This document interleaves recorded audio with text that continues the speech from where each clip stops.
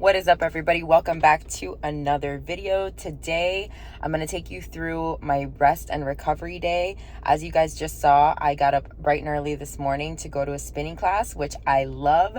I do still do cardio and I do spinning on my rest day because I know that this is going to be the day where I'm not going to be lifting any weights, so my energy expenditure is going to be a little lower and I can fit in the spin class. I love to spin, you guys, so if I can keep it in without killing myself, I'm going to definitely do that. And I wanted to talk to you guys a little bit today about why your weight loss journey maybe isn't progressing, why your health and fitness journey isn't going the way that you thought that it would, how to set realistic expectations, and little things that you can be on the lookout for that will maybe help you to progress a little bit easier if you just fine tune a little bit of these details. I know that I struggled a lot with this when I first started losing weight. Right now I weigh about 130 95-ish pounds, and I did get up to almost 170 pounds at one point. So not a humongous weight loss. I didn't lose 100 pounds or anything like that, but I did lose some weight, and I did struggle with it quite a bit for a while until I realized some of these things that were holding me back. So I am going to talk to you guys about that today. But for now, we are done with spinning. I'm just going to get home, kind of chill out for a little bit, and then get ready to tackle the rest of my day. I will be going back to the gym for some recovery in the sauna and the hot pool and just the cold plunge. Maybe, I don't know if I'm up for that today, but definitely my legs could use it. Maybe do some foam rolling. So I'll be back there but not for a while. So for now, I'm just going to finish drinking my water. This is all I've had today. I haven't had any food because I get up way too early and I cannot be eating at 5 in the morning before a spin class. Like, I just can't do it. So I'm gonna get ready to tackle the day, and then I'll see you guys when I'm back at the gym for some recovery, and we'll talk about weight loss and all that kind of fun stuff.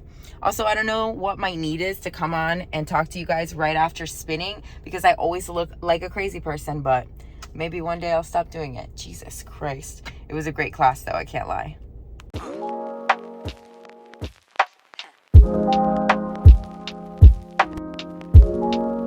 All right, so I didn't end up going into the sauna or the pools because I just don't have the time this morning, but I did do the little leg compression machine thing, and I did, what do you call that thing? Foam rolling. So I did some foam rolling as well. So I feel pretty good. My legs actually feel pretty good. So I think that was the right amount of recovery for me today. So I wanted to talk about the first reason why I think maybe our journeys through weight loss and health and fitness might be a little bit stagnant. A lot of times when we're starting, we don't know how to eat. So we don't really know how to eat for our body type, for our goals, for our aesthetic goals and our health goals, or any kind of strength progression goals that we might have. We don't really know how to eat, and also we don't know how to track our food. You gotta think about, what do you want to look like? Okay, do you want to be somebody that has a lot of muscle mass? Do you want muscle definition? Do you want to be toned? If your main goal is like weight loss, for example, if you're just focusing on that, what are your goals? How do you want to look? And then you can go from there to try to figure out how to eat for that specific goal. So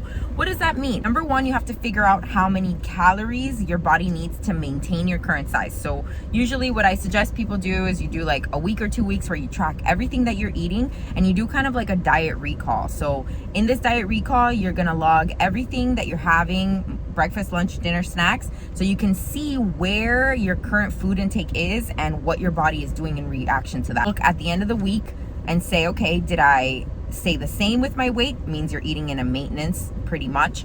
Did my weight go up and up, which means you're eating a surplus of calories? Or did my weight go down, which might mean you're not eating enough? And that's important if your goal is to put on muscle, because if you're not eating enough and you're not fueling your body, then you absolutely will not be able to do that. So once you have that figured out, then we can work on getting into a deficit. You can take an online calculator and just calculate your estimated daily energy expenditure. You want to put in, I'll leave a link down below for the one that I like to use, but you put in your age, your height, your current weight, and your activity level. You want to be conservative with your activity level because you don't want to overstate the amount of activity that you're doing, because it will add that into consideration when calculating your calories. So you put all of that in, it's going to give you a range. It's going to tell you your maintenance calories are, let's say it's 1,500 calories. Then it's going to tell you a plan for cutting or bulking. So what you want to do, and what I recommend, is you take those maintenance calories that it gives you. First, try to eat just those maintenance calories, just to see how that feels, what the correct amount of food for you and your body feels like at this current size. Once you get the hang of that, it also helps you to practice with tracking before even implementing any kind of like deficit. Once you get the hang of that, you can go ahead and get into a small deficit. So I recommend between 200 and 500 calories deficit to start off, just because it depends how aggressive you want to be, and also how much you can hang on to a deficit, because you can go from 0 to 100 and cut 1,000 calories off your daily diet your daily calorie intake, but that doesn't mean you're going to be able to stick to it. Honestly, you might not even be able to stick to 500 calories off your daily total calorie intake. So start with 200, and then up at 300, and then up at 400, and just keep taking calories away and keep yourself in a deficit. And you can shift the deficit every time that you become stagnant. So when you stop losing weight, that's a good time to really shift that deficit in your favor. The deeper into a deficit you go, the higher you want to focus on eating protein. So you want to eat more protein. The more you cut calories, you want to increase the protein intake, because you want to make sure that whatever muscle you are building with your exercise or your activity, that you're holding on to it. So another really important key thing is you have to, if your goal is to change your body composition, you have to track your food. There's no way around it. A lot of people will tell you you don't have to, you can just go by portion. If you're going by portion, you're tracking your food because you're tracking the portion of food that you're eating. So do yourself a favor, get yourself an app, get yourself a notebook, however you want to do it, and just track your food. Log the servings that you're having, how many of anything that you're having. Just go ahead and scan it in there. It's super easy. If you want me to do a video about how I track my food, let me know and I can definitely do that. But if you are not using some kind of measuring instrument to portion out your food and logging it, you're not tracking your food. If you're eyeballing your food measurements, you're not tracking your food. If you're not using a scale to weigh out your proteins and your servings in grams or ounces, you're probably not tracking as accurately as you could be. So that's one of the things that I think a lot of people fall into, is this idea that they've tried everything and nothing works. But have you actually tried it to the full potential? Are you actually staying consistent? Are you actually tracking all of your food every single day? And I'm not saying you need to do this for the rest of your life. Let's be honest. Nobody's going to track calories for the rest of your life unless your goal is to be a professional bodybuilder or an athlete or something like that. And then, yeah, you're constantly in a state of dieting and tracking. But a healthy person, a person that just wants to be healthier, lose a little bit of weight, maybe put on a little muscle, especially women that just want to be on top of, their physique, you have to track your food until you learn how to eat for your specific goals. And eventually it does get easier. You do get better at eyeballing, but at the beginning you have to track. And that, I can't stress that enough. You have to track, and you have to track often. Like every single time you eat, you need to be tracking, weighing, measuring everything. Your sauces, your condiments, your coffee creamer, everything that you're putting in your body, you're going to want to measure it while you're trying to obtain your goals. After you get to the place where you feel comfortable, you get kind of the hang of how to eat, you can taper back the measuring. And even still, like, I still measure, obviously right now I do because I'm in a cut, but I measure my food anytime that I have any questions about what the serving size might be. I just measure it just to know, you know what I'm saying? It doesn't hurt. So does it take a little thought at the beginning? Yeah, absolutely. Is it something you're not used to? Yes, absolutely as well.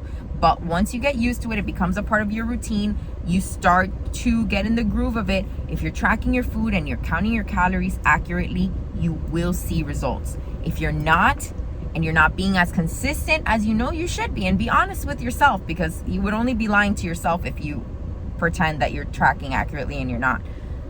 If you get to the point where you're tracking, you're doing everything right consistently and nothing changes, which does happen, that's the time to make some adjustments. And that's why working with a coach also sometimes is helpful. Somebody that knows a little more than you, because they can help guide you through things like that. So anyways, that's the first reason why I think a lot of people struggle in their health and fitness journey, because that's the starting point. And that's going to be the key to seeing the progress and seeing it consistently over time. And that's the number one thing that you can control that really does affect the way that your weight fluctuates, So anyways, all of that to say, I am gonna get going here. I have my coffee with 2 tablespoons of half and half. Yes, I measured it. And I have some sweetener in here, like 4 little Splenda packets. So I'm gonna have this, and then I'm gonna get to work, and I'll check in with you guys in a little bit. I'll show you what I'm eating, and we'll talk about the next reason why I think that sometimes we have trouble on this health and fitness thing, which is a wonderful thing, and it yields transformative results. I mean, your life will change once you start to see progression. You'll become so much happier, more confident, but we got to take the steps to get there. So hopefully I can help you figure out how to do that. Another reason why your health and fitness journey might be stalling a little bit or going slowly or not going the way that you think that it should go is probably because of something that a lot of us are guilty about at the beginning, and that is thinking that you can make up for poor food choices or outwork poor food choices, thinking that you can exercise enough to burn the calories that you're consuming. That is absolutely insane. And I know I did that a lot at the beginning as well. I would eat something bad or something, not bad because no food is really bad, and I know you guys hear this all the time, but it's really not. Some food is better than others. Like, obviously you can tell that a pizza is probably going to be not as healthy and not as calorie friendly as eating a salad in certain situations, but it depends on the salad also. So whatever, but you know what I mean. If you eat something that you maybe shouldn't have eaten in that moment and that doesn't align with your goals, a lot of us will think, okay, well, I'll just burn this off. I'll make up for it later. I'll work out and go really hard and do really intense exercise, and that'll make up for the thing that I'm eating. A lot of times too, what we'll do is we'll use our Apple Watches or our fitness apps even, and they'll count back the calories that we burned, and then, you know, we'll use that as a reason to eat those calories back. So number one thing is use your Apple Watch or your tracking or whatever just as a measure of your activity, just to see if you're moving enough, if you're doing enough, if you're moving your body at all. Like, I definitely use it when I work out. It keeps me motivated. I like to close my little rings and do all that kind of stuff on my Apple Watch. So definitely use it as a tool. However, those calories that it's calculating are so inaccurate. It doesn't really know the intensity of the activity that you're doing. And a lot of times it over reports the calories that you burn by up to like 90% or something crazy like that. So what you don't want to do is you don't want to eat any of those calories that you burn back. You don't want to do that. You want to keep your deficit just with your diet, and then any exercise that you do, think of it as extra. It's an extra deficit for you.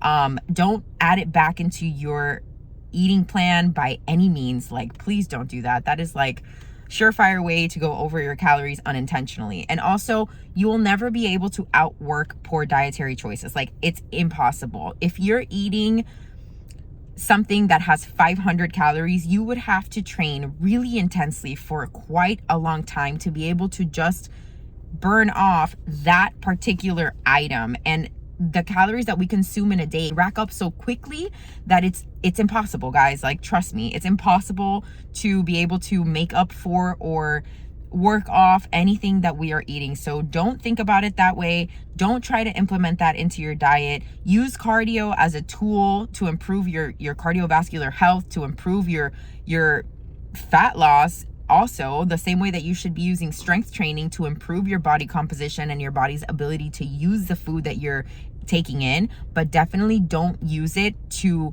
burn off or make up for any choices that you made that maybe weren't favorable. And I think that's a huge point that people don't talk about enough. And I know we all do it because I did it. So don't do that.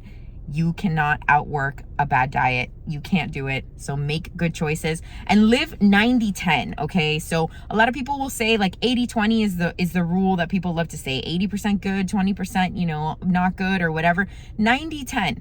Just try to do your best as often as possible, but give yourself those moments, because there's always going to be a reason in your life to have a meal that's off track. And I guess that's a good segue into the next point, is that you're pre-scheduling cheat meals. A lot of times what we do is like, oh, I'm going to give myself a treat on Friday. I'm going to give myself a treat on Saturday. I'm going to give myself a treat on whatever X day. But if you really look at the makeup of our lives and the way that society is and the way that a lot of our social lives go, there's always going to be an opportunity to indulge in a meal or have an event that requires us socially to interact through food or whatever the case might be. And I'm talking about for normal everyday life. I'm not talking about if you're in a contest prep like I am or anything like that. Obviously, I'm doing this with a purpose and I'm doing it on purpose and I'm avoiding those situations, but just living regular life. Okay, there's always going to be an opportunity for you to go out to eat dinner. So don't pre-schedule cheat meals into your life,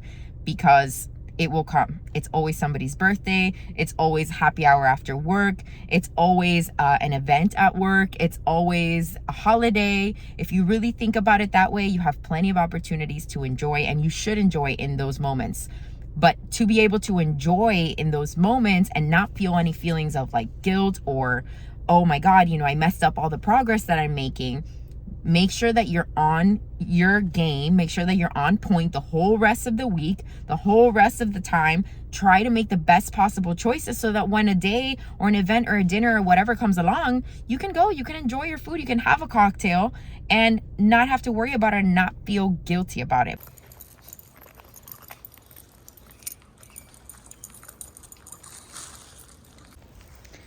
Another important thing that you have to remember when you're on a fitness journey is that every meal is independent from the other one. So just because you don't make the best choices at one meal doesn't mean that you need to let it derail your entire day. So every meal, think of each meal as its own self-fulfilling situation, okay? You don't need to mess the whole day up and throw yourself off completely just because you ate something that you maybe weren't planning on or you overate or anything like that. Don't let the feelings of guilt around food consume you. It's just food. It's not your friend. It's not an emotional support system. It's just fuel for your body. And that's all that you need to work on seeing it as, because once we rely on food for emotional support or any kind of relief from our current situation, then we're looking at something a little bit deeper. So what we need to do is just focus on, I'm gonna eat, I'm gonna fuel my body. And if you make a choice that you aren't happy with and you ended up eating something that maybe you weren't planning on having, that's okay. Move on in the next meal. Make a better choice next time, because it's always gonna be better to make a better choice the rest of the day than to just say, you know what, forget it. I'm just gonna mess the whole day up because I already messed up anyways. You know, you're never gonna get anywhere like that. So don't let yourself fall into that mentality, because I know that's a really, really common one. And I know that happens to a lot of us. Make sure that you think of each meal as an independent situation. Eat it, enjoy it, move on, and make a better choice at the next opportunity to eat, which is gonna be multiple times throughout the day. So make sure that you're not really too focused on it being a bad decision, but more, how can I make the next decision a better one for myself and my goals?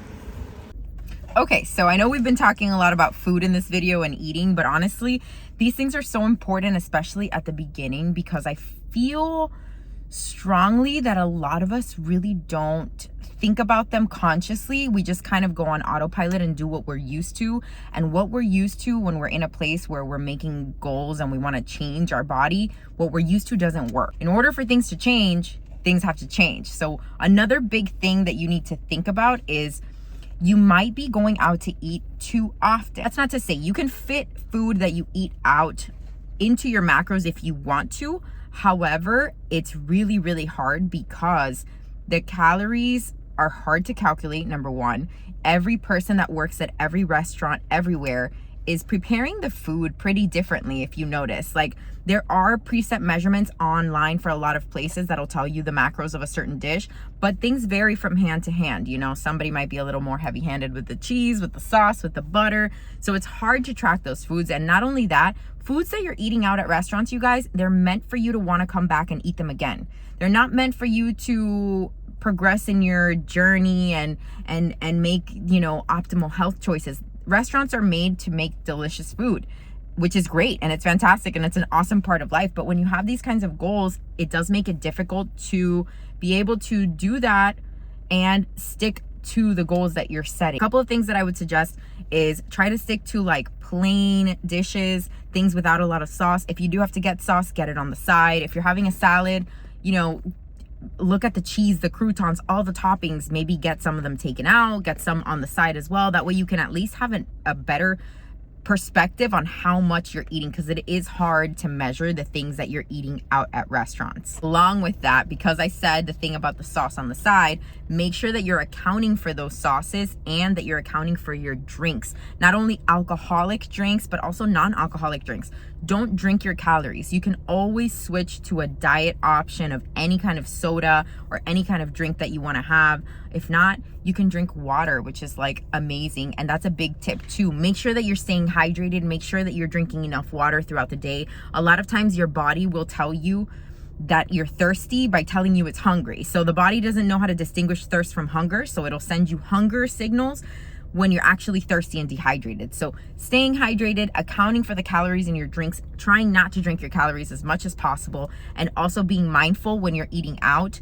maybe try to eat out a little less. And I do encourage you to make your food at home. I know that that's not for everybody, but there's so much information online about how to make things easy and quick. It's probably even better to just go to the store and buy like convenience type items that you can just like heat up or cook very quickly in the oven or the air fryer. That's going to be a better choice as far as hitting your macros and your like calorie targets for your weight loss goals. Now, again, when it comes to living a healthy and balanced life, eating out is going to be a part of it. Definitely. Yes. Enjoy your time out, memories over macros when you have to. And that is perfectly fine. But if you do have a goal that you're trying to reach, try to limit the intake of things that you can't really gauge how many calories there are, because it can derail you. And at least for me, if I go out to eat a meal, it starts to create a budding thought in my mind that, okay, that wasn't so bad. I can do that again. I can do that again. And before I know it, I've gone out to eat 3, 4, 5 times in that week.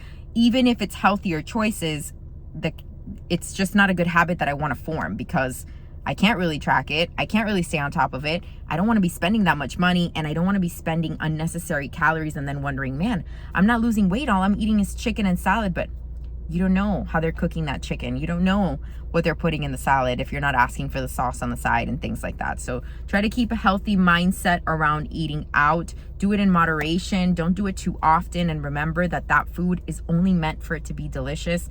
It's not really made to help you stay on track on your goals. And with all that being said about making your own food, here's my breakfast that I made this morning.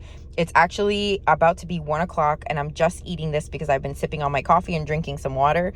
It's basically just egg whites with veggies and 2 chicken maple breakfast sausages. So I'm going to go ahead and eat this now, and then I'll catch up with you guys in a bit.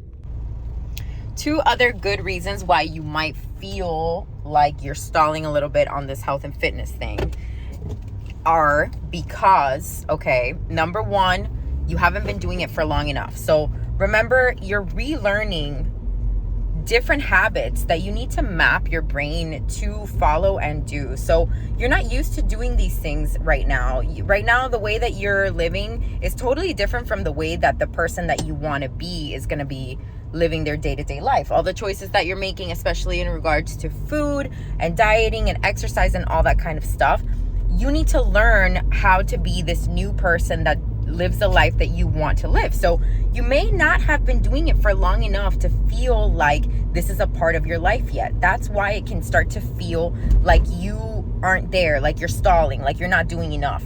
However, repetition is really the only way that you're going to get there, and you are doing enough just by doing it every single day, just by showing up for yourself every single day and doing something, showing up differently in a way that you want to, making a better choice. All of those little changes, all of those little choices compounded over time are going to make a huge difference in the long run. And that's how you're going to learn to be the person that you want to be and get on this health and fitness journey that you want to be on. So those are things to keep in mind. Just keep repeating it, keep going. Be patient with yourself. It takes a long time, okay? It's going to take longer than you probably even thought. You've probably heard a million different timelines of how long you think it should take. It should take 2 weeks. It should take 3 weeks, 21 days to build a habit. You know, oh, I've been doing this for a month and nothing's happening. I have been dieting for 2 weeks. Let me tell you, everybody is different. Everybody reacts differently. And you may not be being consistent 100% of the time. When you choose a timeline, okay, let's say you choose a time-specific weight loss goal. Let's say you want to lose 20 pounds in a month and you give yourself a specific calorie breakdown. You come up with this whole plan. You're working with a coach. You're planning based on if everything goes perfectly. So think about that. When does everything in life ever go perfectly? You're going to have off days.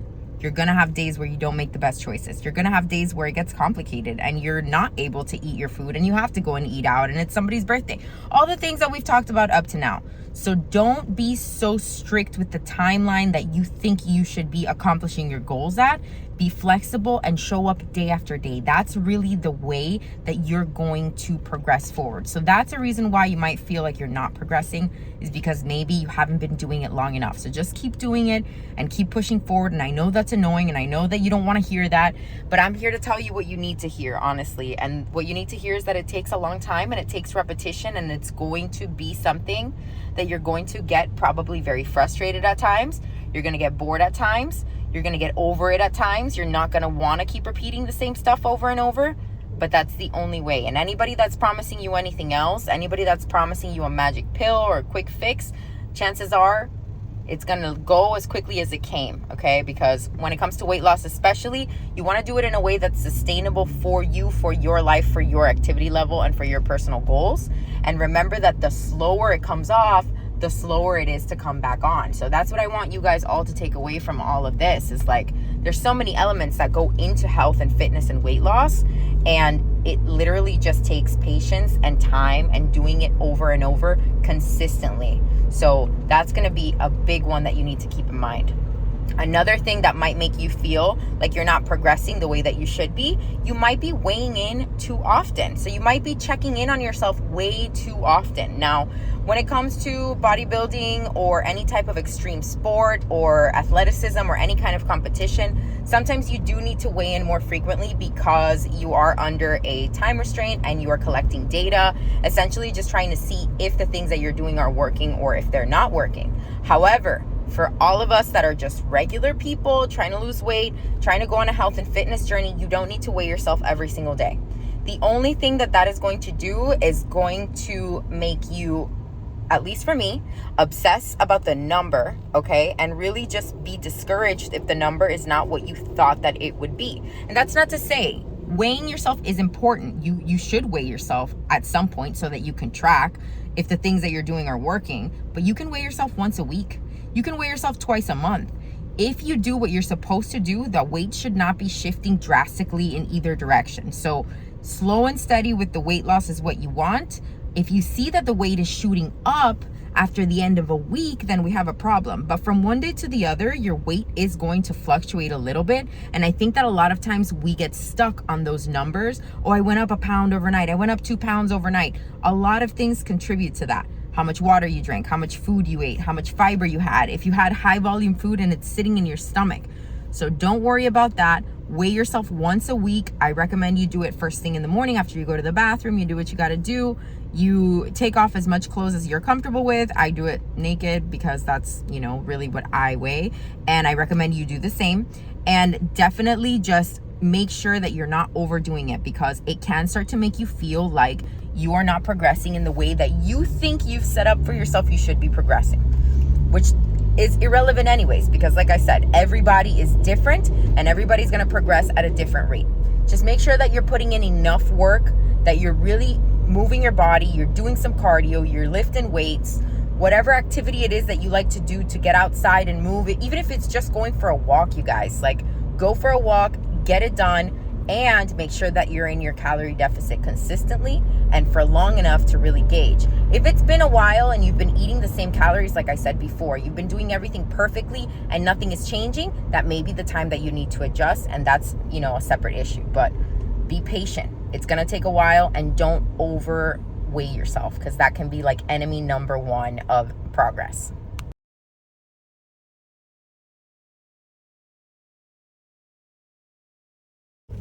Time for my next meal, and it is a buffalo chicken salad. This is just a can of white meat chicken breast, and I mixed it with 30 grams of fat-free Greek yogurt and buffalo sauce and some green onions. And then I have 2 of these wasa cracker thins. I'm just going to use them to scoop it up, and I'm going to eat the rest with a fork, and I cannot wait because I'm so hungry. And then I'm going to go hop on the Stairmaster today. Done eating lunch, and I figured what a perfect time to talk about the next reason why you might be feeling stuck in your weight loss journey or your health and fitness journey, and that's maybe because you're not moving enough, okay? So what does that look like as far as incorporating it into your day? It doesn't have to be going to the gym, although I do recommend that you do some weightlifting. It's so good for your mental health and obviously to help you build muscle. It really helps with your physique goals, and I always tell people that lifting weights is what shapes your body, and doing cardio is what helps you to kind of burn calories and expend energy. So definitely 150 minutes of cardio a week is what's recommended for the average person. So make sure you're doing at least that. And then what you want to do is find something else that you enjoy. Try to incorporate that into your life, like weightlifting, maybe riding bike. Also, little things that you can do to help you incorporate more movement. Park a little further away from the store so you have to walk, maybe take the stairs, things like that that add up over the course of time are gonna make a big difference to your overall health, cardiovascular health, and your endurance and your ability to be able to withstand more and more training as you get more and more fit. And also, it's just gonna be good for helping in your calorie deficit. So it helps to keep you in that negative calorie balance, which is super important. And it's also just good for your emotional well-being, because when you do cardio or movement of any kind, you release endorphins and you get that dopamine hit and you feel really good. And ladies, especially if you're lifting weights, you start to feel stronger, you start to feel more confident. All of that is definitely huge benefits to working out and doing cardio and weightlifting. And I encourage all, especially women, but everybody, to start lifting weights, because if you do end up loving it and you get into it, you're gonna wish you started sooner. I mean, I definitely do. I wish I started sooner all the time. I'm like, wow, I could have been in such a different place, but that's okay. We're here now, we're working on it.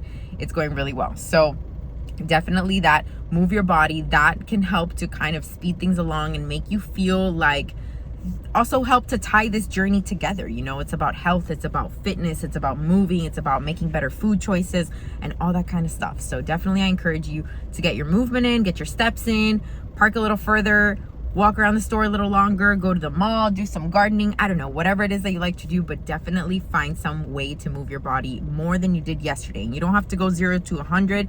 You can start off doing 5 minutes, 10 minutes, 15 minutes, and increase from there, because anything that you add is going to be better than anything that you're not doing. So with that being said, I got to go in there and do my cardio for today, which is the Stairmaster, because I am on contest prep.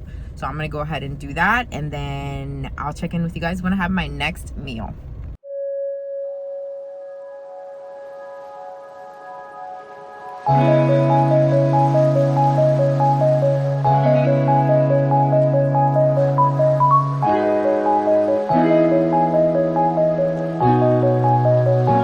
I wanted to finish out the video while I still have some kind of daylight. And the last reason that I have for you guys as to why your fitness journey might seem a little slow, like it's not progressing the way that you expected it to, is because you don't have specific enough goals. So when you're setting goals for yourself, it's important that they're specific, and it's important that they're realistic for you and your schedule and your lifestyle. So for example, I work for myself. I'm blessed enough to have my own business. I'm able to set my own schedule. And within that, I have certain parameters that I still have to abide by, because just because I have my own business doesn't mean that I can take whatever time off I want to. I have certain hours that I'm committed to working, but I do understand that I have more time than most. So I'm able to dedicate a lot of time to my fitness journey and to my health and to my working out and prepping food and dieting and all that kind of stuff. So I know that about myself. So the goals that I can set are based on that. Now you need to set goals that are realistic for you. If you work a 9-to-5 job, or if you have some kind of time restraint that you can't commit to certain hours or doing certain things, find ways around those obstacles. There's always a solution if you want it bad enough. You can wake up earlier, you can go to sleep a little bit later, you can make the time on the weekends, whatever time it is that you think that you can squeeze to make your goals attainable for yourself, you will find it if it's important enough to you. But not only that, the goals have to be realistic within the way that you look. So I'm 5'4", I'm Cuban, so my body type is not slim. It's naturally not athletic. I am a little bit curvier. I wouldn't say I'm curvy by any means, because I'm not really like hourglass shaped. I'm a little up and down, but through weight loss and all of that, my waist is a little smaller than it was before. But I do tend to hold a little more body fat in my lower body. I'm not a 6'1", like Swedish fitness influencer, so I'm not going to be looking at women that look like that, and I'm not going to be looking at women that are competing in figure and have a ton of muscle mass, because those are not my personal goals. And if I compare myself to the people that are in those situations, then I'll never meet my own expectations. I'll always be disappointed. So find somebody that you can look at that looks like you, that has a similar body type as you, that has a similar aesthetic as the aesthetic that you would like. That's the number one tip about choosing a role model or fitness inspo that I can say is look for somebody that looks like you. And even though everybody has, you know, specific people that they look at, maybe celebrities or whatever, also understanding the things that they do are not conventional things. You know, these people have access to a lot more special vitamins and, you know, special training, and they have time availability as well. They've also literally do it like it's their job because it is their job. So think about those things as well. Try not to compare yourself to anybody if possible, but really just use people that you look up to as inspiration to drive you and motivate you to work harder and, you know, push more towards your goals. So that's what I'll say. Make specific goals. Make realistic goals. When you're setting a weight loss goal, really give yourself a target number if possible. You know, don't just say, I want to lose weight. Say, I want to get to be below, you know, X amount of weight, or I want to have, you know, I want to be able to run a mile in X amount of time. I want to be able to lift X amount of reps on this particular lift. Whatever goals work for you that will keep you motivated and working towards your goal, definitely those are things that are going to help you really keep on a tight rope towards your goals and keep you from deviating, because you're either working towards your goal or you're working away from it. You know, you're either thriving or you're falling off. And that's kind of the big thing that I need you to keep in mind through all of this is you always want to persevere. Even when things seem hard, when things seem the hardest, that's when you need to push forward the most. I know that seems counterintuitive, but trust me, it's all about momentum. You're either building momentum towards your goals or you're building momentum to the excuses, to giving yourself an easy way out, to not accomplishing anything. So that's what I have to say about this. Hopefully you got some insight about the reasons why your weight loss and fitness and health journey might not be progressing the way that you expected it to. Don't worry about what you expected and worry instead about what work you're putting in. Are you being consistent? Are you going as hard as you can, as best as you can for what you've got going on? Closing out the video in my usual style the next day. I hope you guys enjoyed this video. I hope you got some information from this. And I hope that some of these things kind of shed light onto things that you might be doing that might be stalling your progress or might be making it feel like your progress isn't going as fast as you want it to. Calm down, relax. Remember to be patient with yourself, and remember that this is going to take time. That's the most important thing to keep in mind. Your goals are so important to hold on to because they're the driving force of everything that we do in life. You know, without a goal to keep us on track, our life would essentially be kind of meaningless. At least I think so. So good luck to you. If you have any questions about anything that I've said on this video or about anything related to weight loss or fitness, you can leave it here on YouTube, or you can follow me on Instagram. My handle is going to be in the description box below. Sorry about the funky lighting, you guys. It's a beautiful day, so I've got plenty of sunshine on my face, and I am not mad about that. So with that being said, I hope you have a wonderful day, night, whatever time it is when you're watching this, and I hope you come back and stick around for the next one. Please subscribe and like this video, share it with somebody if you think it would be helpful for them, and until next time, I'll catch you on the next one. Bye guys.